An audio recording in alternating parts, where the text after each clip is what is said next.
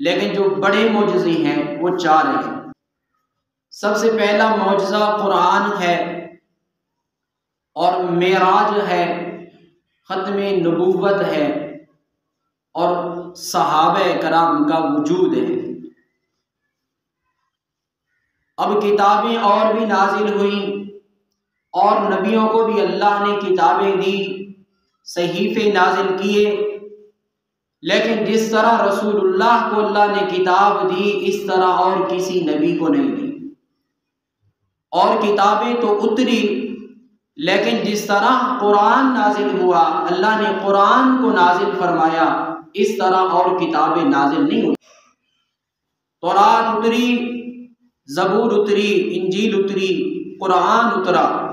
ज़बूर उतरने लगी, अल्लाह ने हज़रत दाऊद अलैहिस्सलाम से कहा, अपने इबादत खाने में बैठो, बाहर नहीं निकलना, इंतज़ार करो, फिर तुम्हें किताब मिलेगी।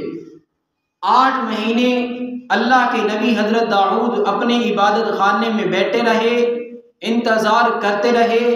8 महीनों के बाद जाकर किताब मिली। तौरात उतरने लगी, अल्लाह ने कलीमुल्लाह से कहा, ऐ मेरे कलीम, जा तूर पहाड़ पर 40 दिन का चिल्ला काट, उसके बाद तुम्हें किताब मिलेगी।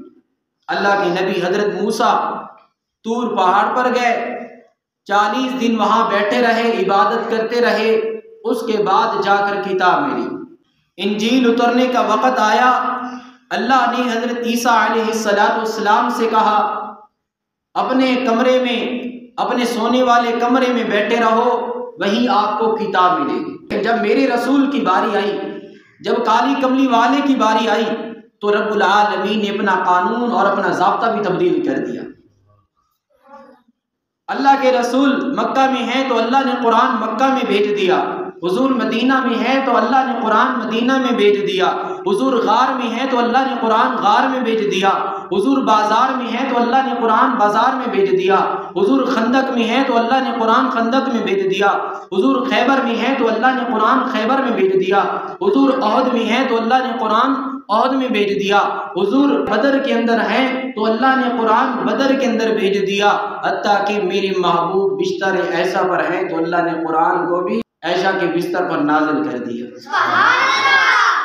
तो मेरे महबूब के लिए अल्लाह ने सारे ज़ाब्ते तब्दील कर दिए। कोई किताब बस्ती के लिए, कोई किताब इलाके के लिए, कोई किताब मुल्क के लिए, लेकिन कुरान आया तो सारे जहानों के लिए। अब देखिए अल्लाह ताला ने क्या फरमाया। कुरान के वक़्त अल्लाह ने ये नहीं फरमाया हुदल लिल कौम, बल्कि फरमाया हुदल लिल आलमीन। ये कुरान सारे जहानों के लिए। अल्लाह ताला ने इसे हुदल लिल आलमीन क्यों कहा? अब इसकी वजह देखिए।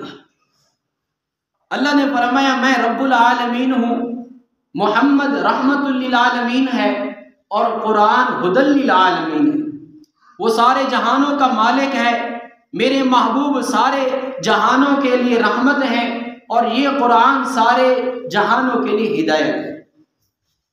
तो अल्लाह ने कुरान को नाजिल जब किया तो अल्लाह ने सारा नक्शा तब्दील कर दिया।